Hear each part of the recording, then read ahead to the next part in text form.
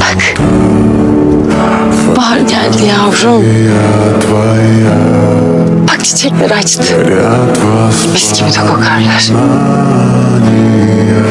Hiçbiri senin gibi kokmaz yavrum. Gördün mü nasıl büyümüşler hayat? Bizim kızımız hiçbir zaman büyümeyecek.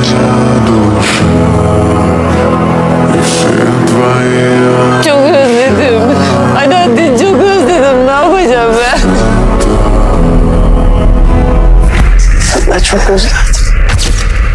Ahirette kavuşacağız meleğimize olunca.